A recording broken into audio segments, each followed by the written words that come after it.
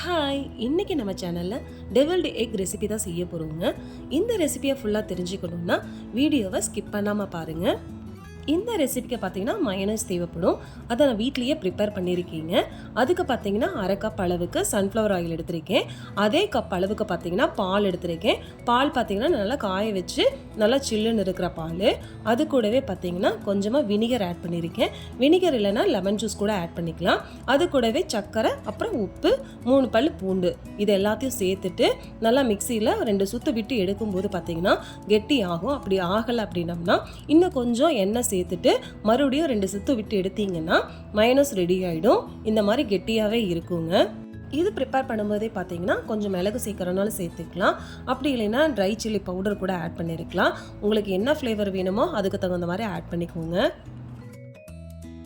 இதுக்கு அடுத்ததாக பார்த்தீங்கன்னா எக் பாய்லர் யூஸ் பண்ணிவிட்டு முட்டையை வேக வச்சு எடுத்துக்கிறீங்க. முட்டை வேகிற இந்த கேப்பில் கூட நம்ம மயோனைஸ் ப்ரிப்பேர் பண்ணிக்கலாம். குயிக்காக ரெடி ஆகிடுங்க. முட்டை வெந்ததுக்கு அப்புறமா பார்த்தீங்கன்னா அந்த ஓட எல்லாத்தையும் ரிமூவ் பண்ணிவிட்டு முட்டையை 2ஆக கட் பண்ணிக்கோங்க. 2ஆக கட் பண்ணிவிட்டு நடுவில் இருக்கிற மஞ்சள் கருவை மட்டுமே பார்த்தீங்கன்னா ஒரு பவுலில் ட்ரான்ஸ்ஃபர் பண்ணி வச்சுக்கோங்க.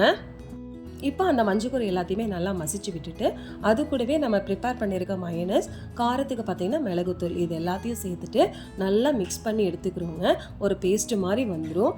அதை பார்த்தீங்கன்னா நம்ம ஆல்ரெடி கட் பண்ணி வச்சுருக்க வெள்ளை முட்டையில் மஞ்சள் கரு இருந்த பிளேஸில் பார்த்தீங்கன்னா நம்ம ஃபில் பண்ணிக்கிறோங்க.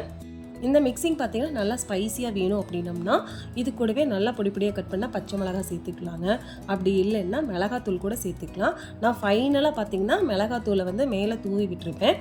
அது லைட்டாக தான் இருக்கும். இன்னும் நல்லா ஸ்பைஸியாக வேணும்னா நீங்கள் மிக்சிங் கூடவே கூட கலந்துக்கலாம். இந்த ரெசிபி பார்க்குறக்கு மட்டும் இல்லைங்க, சாப்பிட்றதுக்கும் ரொம்பவே சூப்பராக இருக்குங்க. சாப்பிடும்போது லைட்டாக ஸ்வீட்டாக, லைட்டாக புளிப்பாக, கார்லிக்கோட ஃப்ளேவர் நல்லாவே தெரியுங்க. அதே சமயம் க்ரீமியாக இருக்குங்க. மயோனைஸ் ஆட் பண்ணும்போது பார்த்திங்கன்னா அது ரெண்டும் மிக்ஸ் ஆகி ஒரு க்ரீமினஸ் கிடைக்குங்க. ரொம்பவே சூப்பராக இருக்கும். குழந்தைங்களுக்கும் ரொம்பவே பிடிக்குங்க.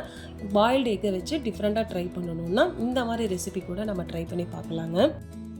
ஒன் டைம் ட்ரை பண்ணி பாருங்கள். ட்ரை பண்ணிவிட்டு எப்படி இருந்ததுன்னு கமெண்ட் பண்ணுங்கள். தேங்க்யூ.